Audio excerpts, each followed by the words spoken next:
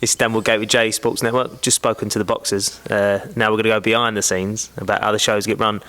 With me, I've got Dave Battersby and Joe Elfidh, who's the main man behind JE Promotions. And I wanted to touch on the new venue. We've been using Mote Park Leisure Centre, but we're now moving over to Mote Park. Yeah, exciting new change. We've got a new venue, which we think it's going to be bigger, better, more exciting. We're actually taking pro boxing back to Mote Park. Last time was 16 years ago, actually, for a world title pro show. So obviously that's exciting in itself. It's created a bit of a buzz around Maidstone, and obviously doing something new over there. And the response has been great so far. So we're hoping to put on an amazing show. So new venue, slightly new area. You expecting to bring in a new crowd or add to our existing crowd? I think that's the thing. You know, we're going to add to the crowd. Really, it's just about. It's not a massive move from the show. Obviously, it's only a few miles up the road, but it's about bringing a new crowd in, bringing some more interest, and seeing what we can do with it. You know, obviously, with that new interest, we're hoping to get some more sponsors on board as well, which I'll take this opportunity to mention our sponsors, Kent Trade Frames and Campbell Nutrition, who have been with us since the beginning, obviously, and they've been fantastic as sponsors, but we're always looking for new sponsors to get on board and become part of something that is growing and getting bigger, you know? Yeah, you mentioned they're growing and getting bigger. Obviously, Joe, you're the only promoter in Kent doing this sort of thing, and you really are trying your best to bring boxing back to Kent.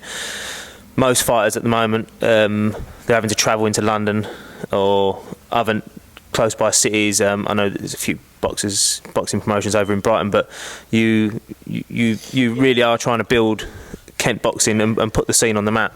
Yeah, definitely. It's about getting Kent fighters boxing in the hometown. So the supporters, the friends and family are not travelling to York Hall. It takes an hour and a half journey. It's a nightmare to get there on a Friday. They're actually boxing in the hometown in Chatham or in Kent or in that area, and the support staying with them, so it's not less to travel, and they're building themselves up in their own area. And ideally, I'm looking at bigger things, and we're looking at Southern area title fights instead of that being held at York Hall, instead of being held in Brighton. Why can't it be held in Kent, where the fighters are from, and should build it up that way?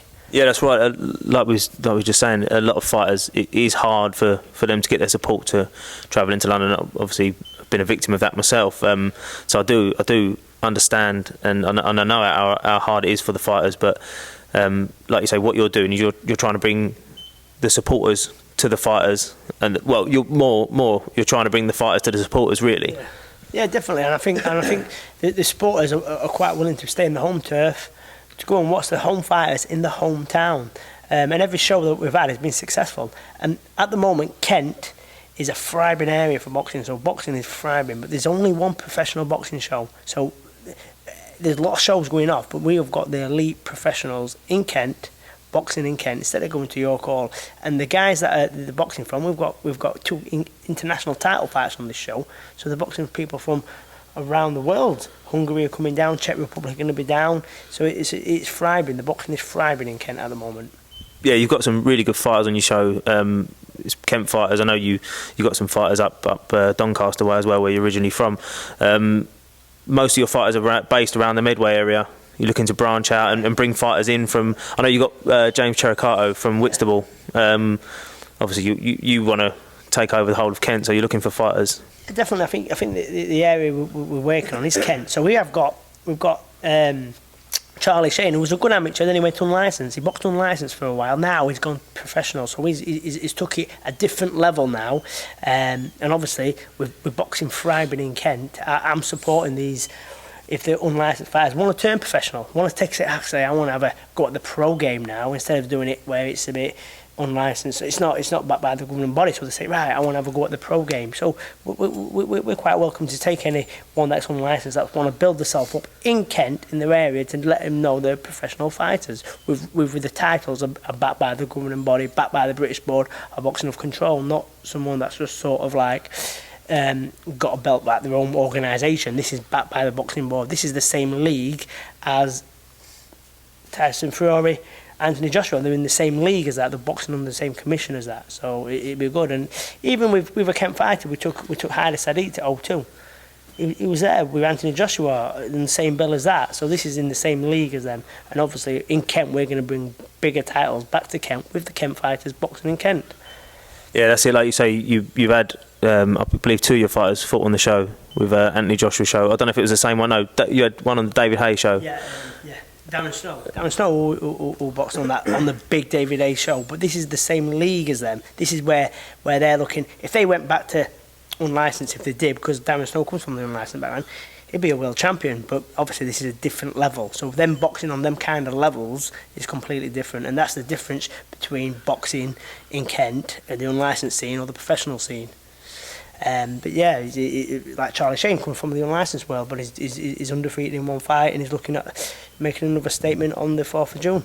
Yeah, like you're saying, the unlicensed scene, there's a lot of fighters doing that now, but this professional scene, commissioned by the British Boxing Board of Control, is obviously a step up, and it's a bigger platform to showcase your skills, and that's what you're trying to let people know, that your fighters they're genuinely trying to build themselves up, trying to get to a high level, so they can fight for the genuine British titles, they can fight for the genuine world titles and stuff like that, rather than just fighting on shows that are put on just by any old person, that they're not governed, they're not licensed, and you're trying to bring fighters and boxing. You're trying to bring boxing back to Kent, professional boxing. Yeah, definitely. And the thing for that, I've had Matchroom on the phone to me asking me if some of the lads can fight one of the lads, Mark Mills, to fight Conor Benn. So this is in the same league as them. Big shows like that, the boys are going to. And we're just round the corner from making a big fight with Grant as well. So do you know what I mean? This is professional scene. So they're boxing in the professional scene with the top boys.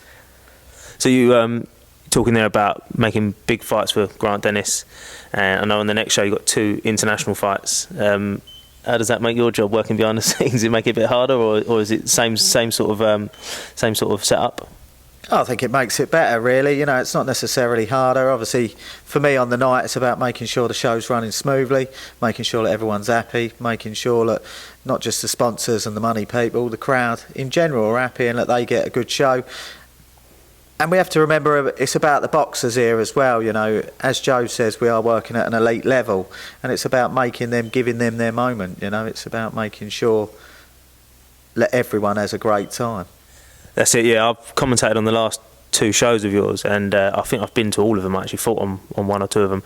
And I will say every single one I've been to has been a great production.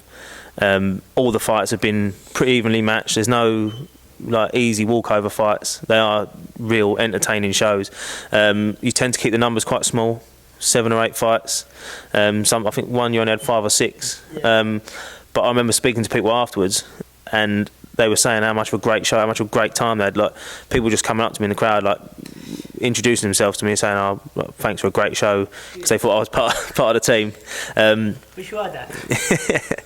But yeah, you really are putting on entertaining promotions. Yeah, definitely. And I think when people come to the shows and they realise this is not like a 2 minute round 3-2 boxing. This is professional boxing, 10-round fights. This is like 10 threes, international title fights. So you don't have to put 14 fights on that last 1.5 rounds or 2 minute rounds. This is professional. So you have a 3 minute round, which you have up to an 8-round fight, 10-round fight, whichever level the lad's ready to go on. So you can afford to have them 5 fights because it'll still last the same distance as a 14-fight show.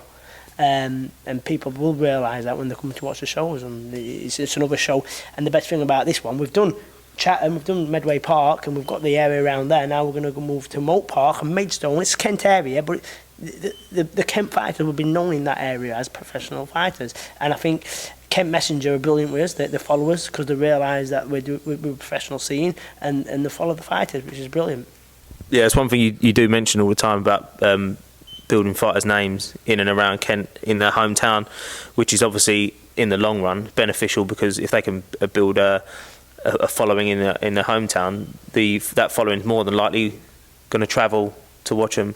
Yeah, definitely. On other shows. And it's like you say, Kent is actually getting a name for itself in the UK now, because you've got Grant Dennis getting a phone call to come and spar with Chris Eubank Jr., who's a top kid who's just You know what I mean? Looking at big things. I've had a phone call for Grant to spar with James DeGale before. Do you know what I mean? So he has got his name out there, or Kent's got his name out there. And I'm just about to speak to Dave. Well, speaks now with Dave Colwell to get Dave Jones, who else is boxing for an international box, to go and box with the Olympic David Price. So he might be sparring with David Price on Friday. Dave Colwell, I mean, we know Dave Colwell, he trains Tony Billio as well, so they've got a good stable there, and Dave Jones has been asked to go down to spar with them, so we'll see what happens next week with him. Well, there you have it. Joe and Dave putting big time boxing back on the map in Kent. Thank you very much.